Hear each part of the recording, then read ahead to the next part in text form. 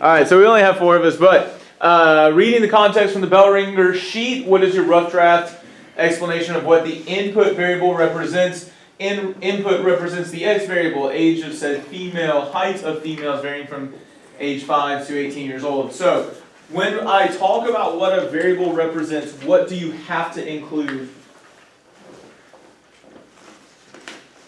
What do you have to include? Thank you, context. Are any of these missing that context that is super important? It's okay to make mistakes, guys. We just gotta learn from them. Which one's missing the context? Second one, thank you. Input represents the x variable. Now, is the input the x variable? Yeah. Possibly, yeah. It's just no. Put off, please. Headphones up. It's the independent variable. So remember, your x variable is the independent. Put off, headphones up. The independent variable. So, yes, but when we include the context, what detail is this missing? The height of females. No, the x is just height. The input is just height. The x is the height, No, I mean the age. the age. So what is that missing? The x or the input independent, or saying what it is. There's some details missing from that context. Look at the rest of these answers. Like mine's, like I put, well, I don't know, I put the same thing, age from 5 to 18, but I put the height Age of females. 15 to 18 of what? Age from 5 to 18 of what? Years old. Okay, so one, it would be measured in years, but age of whom? Females. Do you have that detail up there? Or does that person have that detail up there? No, it is a rough draft. This is a rough draft, but we want to use our rough drafting to help us practice getting better, so that we don't even have to do rough and final in the future. We want to include all the details. So we got to have context. Now for our final draft, what should we include? Is it going to include this height right here? Yes. No, Why not? because height is the y. Yeah, I believe if we look at that equation that I gave you, it's height equals, was it 50.3 plus 6.01 age? How did you know that height was the y? Because I know the x was The height is the output. The height is the It's the output. result. from It's what the you result? make. Yeah, so one of the things, there's another detail that I would point out here that we want to pay attention to. What is this symbol? Hat. The hat, right?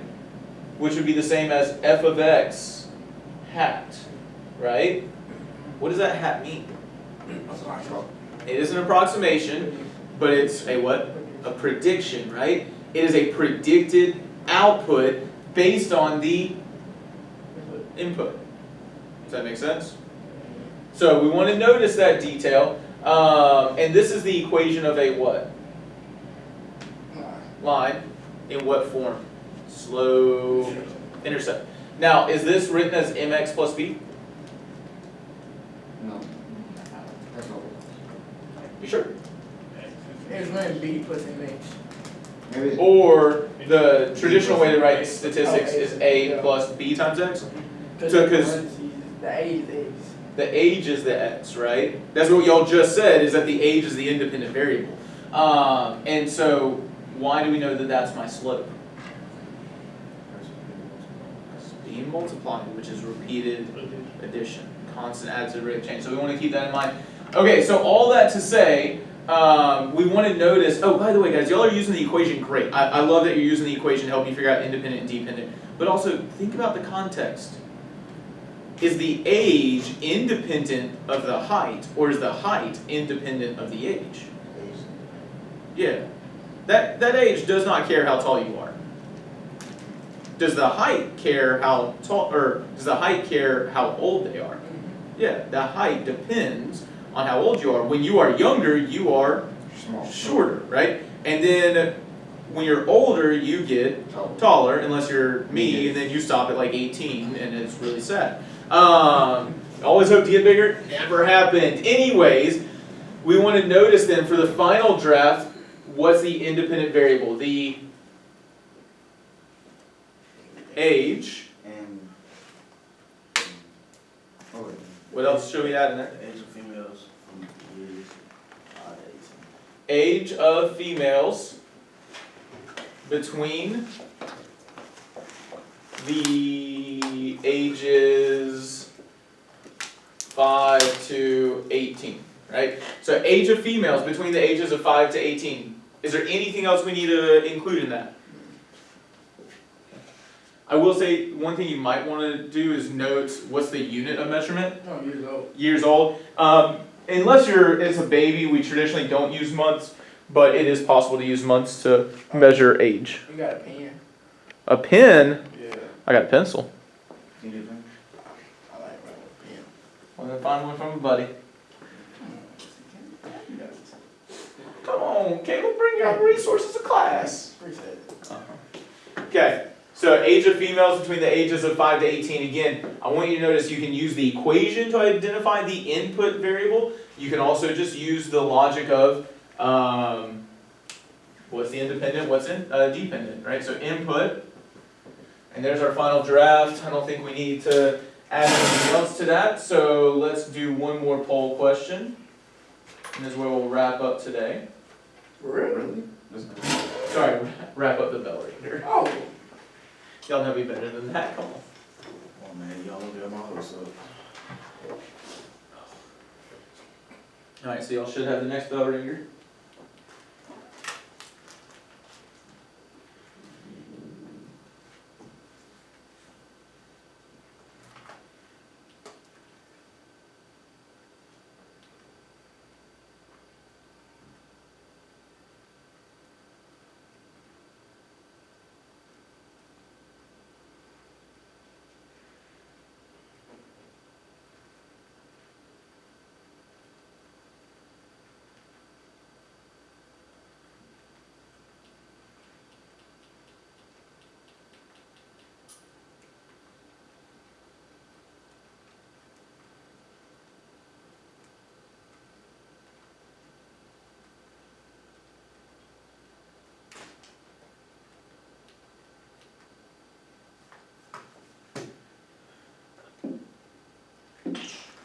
Bless you. I know you got your phone over there. My wife texted me. Oh, okay. So if y'all want to. Yeah, nah, I grew up with us too. No. Yeah, we know. Y'all dating, y'all ain't married. You said I'm dating. You know what I mean? We could be in date. On date. I tell you that. That's my next driveway. What do you mean you don't date? You ain't gonna keep a girl long if you ain't dating her. Oh, I'm gonna keep it long.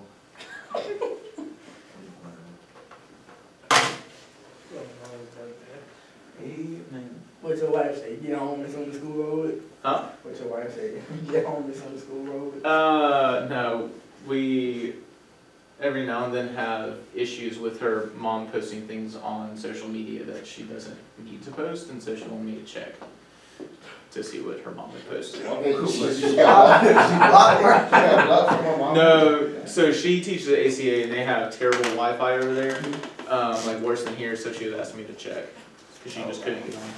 Okay, so height of said female, prediction of what the height going to, what is that supposed to say? Ranging from 15 to 18. The second one, the prediction of what the height going to what? The prediction of the height going to command. I meant it's corresponding. Corresponding. Corresponding. Corresponding. Wrong. Prediction. Corresponding to the. Okay, so, Corresponding to the bad. okay, so we're getting there. Alright, so final draft for our output. It looks like we're all in agreement that height is important there. Does anyone see a detail in another person's answer that we might want to include? The height of female from 5 to 18 years old. Okay, so should we note that it is the height of females 5 to 18? Mm-hmm. Notice the height of said females. Now, we need to work on spelling, but could you just say height of said females? No. Yes. And if we've already defined the independent variable, that already came first, right? So height of these women or height of these females. Any other details that we need to include?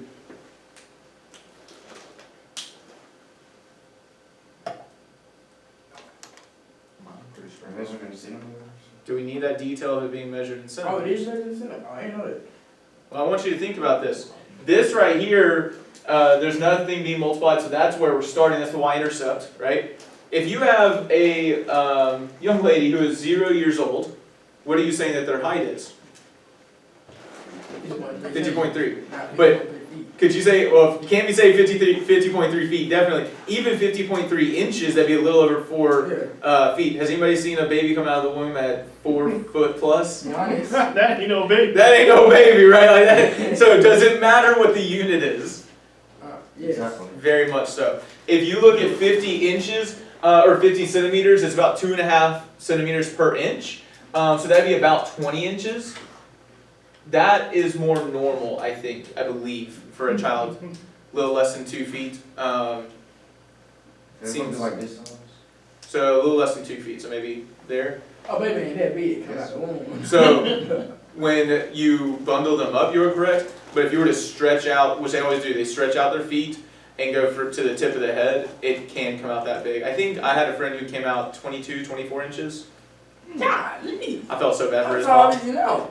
He's 6'8". I felt so bad for his mom though, because his mom is like here on me and popped out a baby that size. I was like, I don't know how you did this. I don't know how you survived that pregnancy.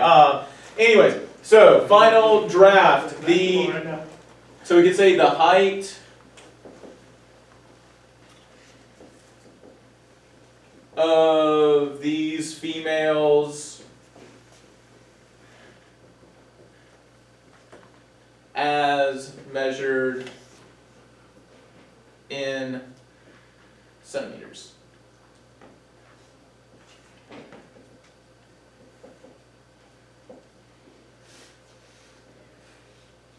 So that's our final draft together, but I do want to point out, does that have to be your final draft on an assessment? No. Are there other ways to say these same exact ideas? Yeah. The height of females ages 5 to 18 when measured in centimeters. The height, as measured in centimeters, of females aged 5 to 18, right? It can be reworded, we just have to pay attention to the fact that these details matter. Okay? So we have to be clear about that. Alright, so I'm going to stop that poll, and let's get started with today's lesson. Alright, so here's what we're looking at. So you should already have out lesson 3, transforming nonlinear data. You can definitely have out the lesson 2. Oh, by the way, notice we only did the first 2 questions off of this bell ringer. We're going to do the other 2 questions tomorrow off this bell ringer, so you need to hold on to it, because notice what are the next 2 questions? Interpreting the slope and the y-intercept. It's a intercept, but I knew it. Yeah, the y-intercept is what I should have said. Because what do you need in order to interpret the slope and the y-intercept? You got to know you got to define what? I don't know what you just said. Well, in order to interpret the slope and the y-intercept, what do you have to have done first? Analyze the value. Y'all are forgetting the first thing, which we just did, that you have to do. Oh, define. Define the input and output. The input and output variables. You've got to define your variables, because those are not, I just literally erased it, but those were not just numbers, right? 50.3 was referring to the what? So the height at some specific x value. So we want to keep that in mind, that the variable matters. But yeah, you want lesson 3, transforming nonlinear data out. We started very briefly on this last week, and I gave you a copy of it. Is that what you were looking for right now, gentlemen? You already got yours out? Shaquem, Keyshawn? I'm almost done. I think I'm sure. See, this is why I hole punch things, so you can just put them in your notebook and. Well, due to certain events, I kind of destroyed my backpack, and I've been using this. Yeah. That sounds so sketchy. Yeah. Yeah. I just ripped it in half. Yeah, you ain't on the corner too. Just ripped it in half.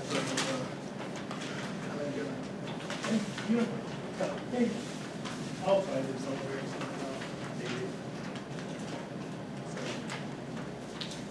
God. I was doing a test sheet. I already got this.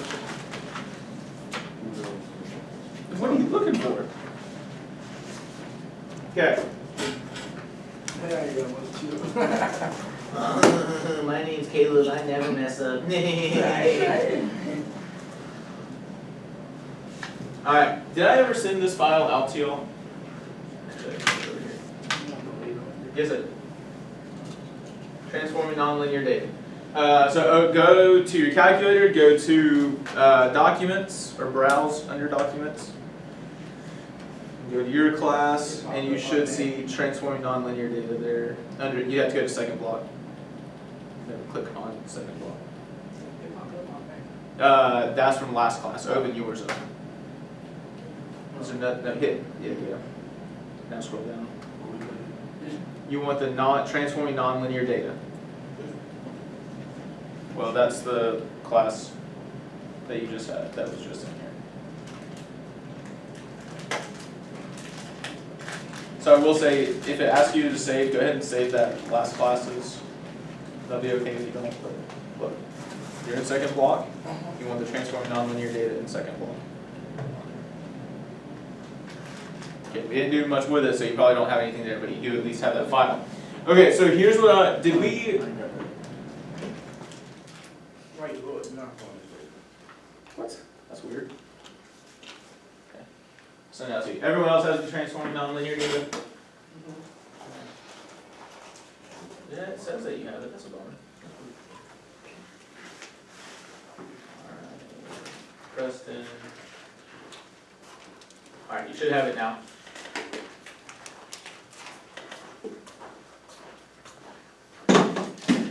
Oh, before we actually get started on this, I do want to point this out. So a quick recap. What was this first lesson that we just ended last Friday? What was it all about?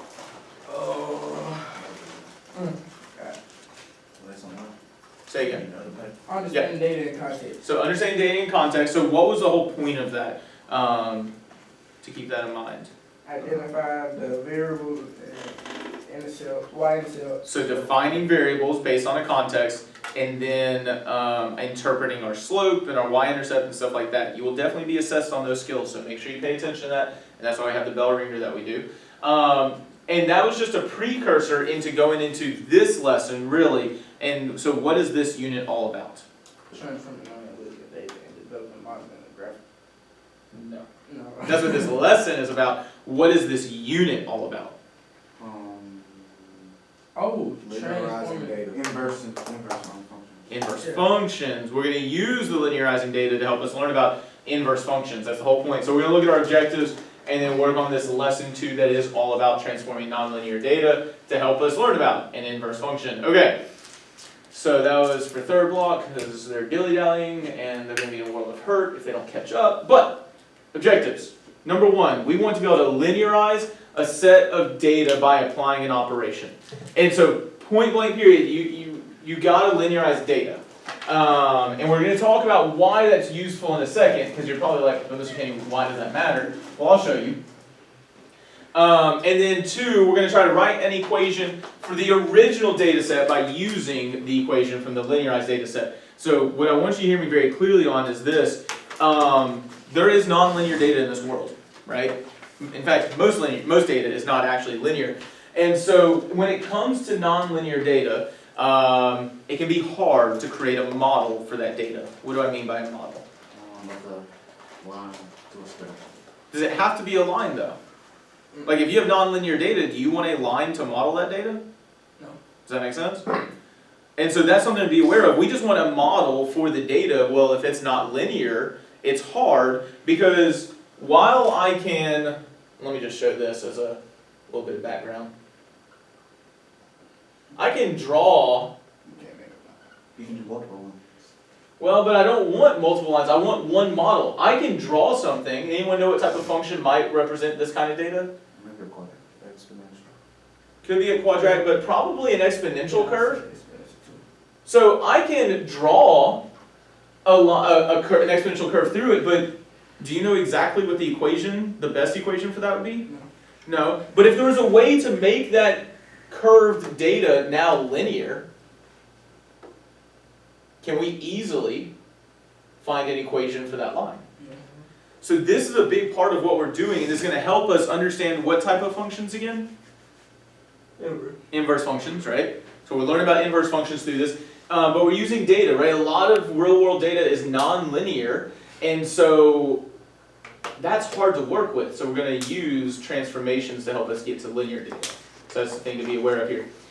So as I said, this lesson is going to focus on transforming data that is nonlinear, curved, by applying an operation in an attempt to make the data linear. And so here's what we're looking at. Instead of me reading all this to you, what I want you to do is I want you to follow these directions, because sometimes we just got to learn to read instead of asking all the questions. Read first, and then I'll be more than happy to help you. So please read pages 1.1, 1.2, and 1.3 on the calculator. Then we will have a whole class discussion. While you are reading, I want you to develop a short summary for what this section is about. So this is on the paper, but this section is coming from page 1.2, and this section is coming from 1.3. Now there's extra information that you may want to read here, but make a short summary for what those two sections are about. Because let's be real, if you're studying or looking at this later, do you want to reread all that information? No. So make a quick summary out of it. You want us to read these two? So read, well, what I'm pointing out is this section goes with page 1.2 from the calculator. There may be extra information here. This section goes with page 1.3 on the calculator, but again, there may be extra information here. So try to create a quick summary. So read first, and then go ahead and talk with each other, see if you agree on how you would summarize that. Actually, click on 1.2 on that one? Yeah, click on the one, well, make sure you read 1.1 first. Okay. That was the rough draft and final draft for input. Rough draft, final draft for output. So should I write? Yeah. But follow the directions for right now first, and then we'll get started.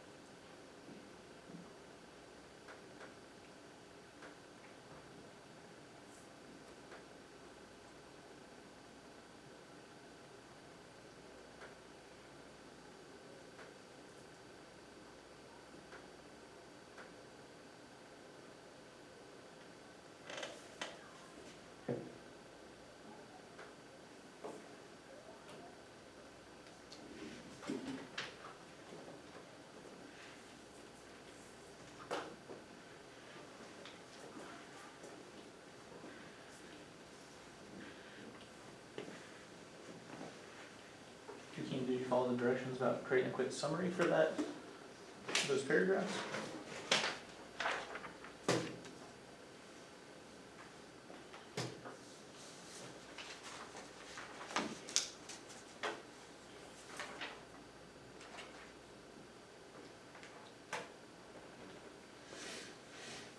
So talk about it.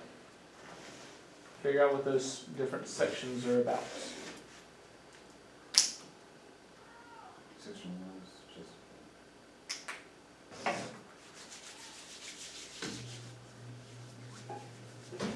Caleb, you're not even trying to engage.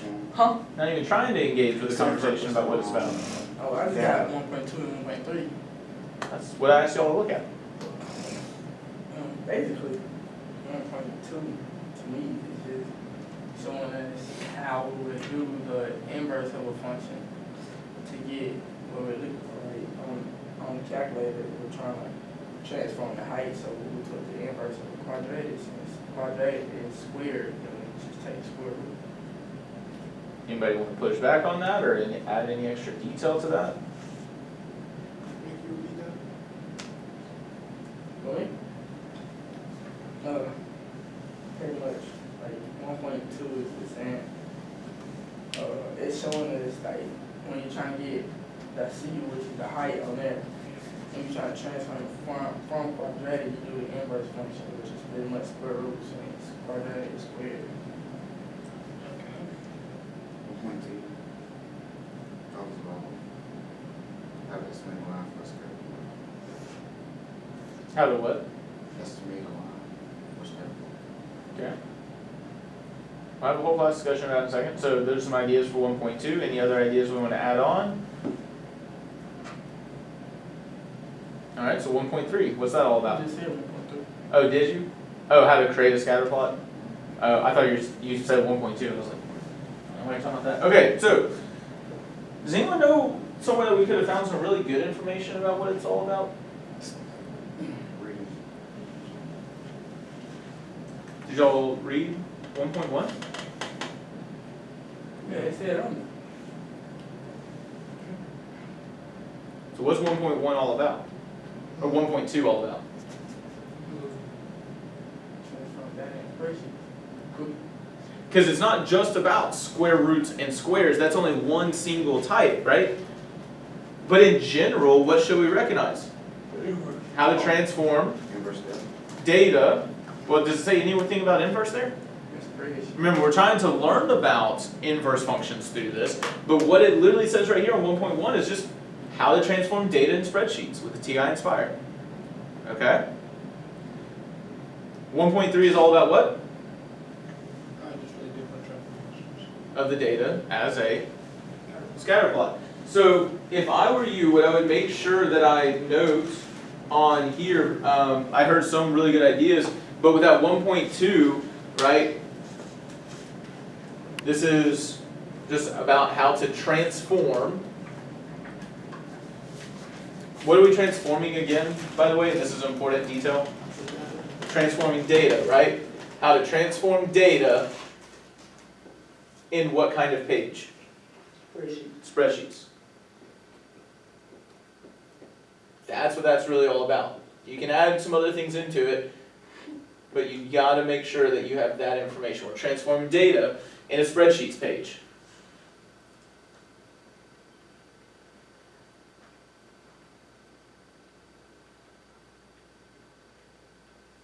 So what's 1.3 all about? Oh, y'all are still writing, my bad. Y'all said some things. Jakeem, what did you say originally? I said it's explain how to scatterplot. Okay, is that what that's all about? For For the data? Okay. So, how to create scatter plot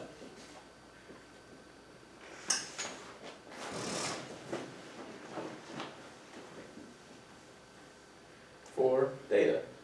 I will remind you, usually, you can find the main idea where? In the beginning of the paragraph. Right. Pay attention to that. Right, there's extra details later in the paragraph, but how to create a scatter plot for data is right from the beginning.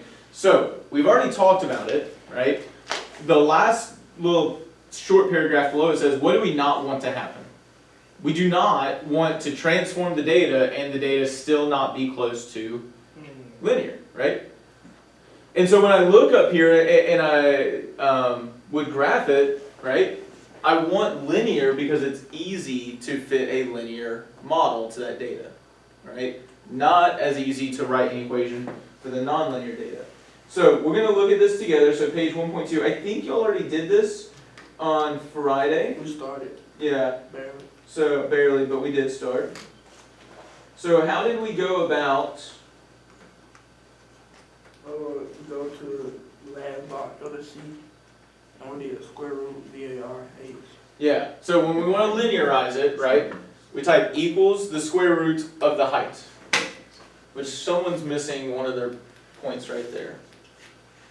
So be careful, make sure that one is there. There's mine, no. Hit enter, right? Because the square root of 1 is, that's okay. Oh, I don't know why I deleted all that. So type it back in here, hit equals. There you go. And remember, you don't have to type it out. If you hit VAR, that stands for variable, and you take the square root of the height. Hit enter. There you go. Right. Calculation charge. I know, it's weird because I charged them over the weekend, I thought. Oh, wait, hold on. I wonder if... No, they're all plugged up. Or they should be, unless someone unplugged them. Oh, one of them is unplugged. Oh, buddy. Well, that is unfortunate. Glad we noticed that now, though. Alright. Issues are fixed. Let's continue. So, we now know how to use the calculator. Because this is going to make your life easier, I do want to point this out. So if I get you to follow along here, I'm going to go to the far right here so that we're not under the linear column because I want linear to be linear. I've shown you this before, and I want to remind you of this because it'll make your life easier later today. First off, how did we know that the height was quadratic? Okay, one I told you, but actually I actually had you look at one thing before I told you it was quadratic. It's squared. But how did we know it was x squared? The parent function. But how did we know it was the parent function? It's key. Caleb, Mr. Ivory, use that brain of yours. You got a good one. Think about it. We could solve for it and see, What do you mean by solve for? or we could find the rate of change. Okay, that's different than solving. Remember, solving means to find what makes the equation true. Could we look at the rate of change? Yeah. Yeah. To go from 1 to 4, you're adding how much? 3. To go from 4 to 9, you're adding 5. 9 to 16, 7, 16 to 25, and then we notice plus 2 here, right? And so constant additive, so the rate of change is linear additive, which makes the function quadratic. But I want to point this out because this is going to help you later today. We looked at this originally when we first explored quadratic equations and exponentials, that we can use the calculator to find those differences. Notice how much we're adding is the difference between 4 and 1, right? So we're going to use the calculator to do that. To put in an operation into that cell, what do I need to type first? Well, we gotta go to D. You want to go over to D? Go over to D, yep. To put something inside that cell, what do I need to type first? Equals. Equals, okay? And I'm looking for a what again? Aren't we looking for how far 4 and 1?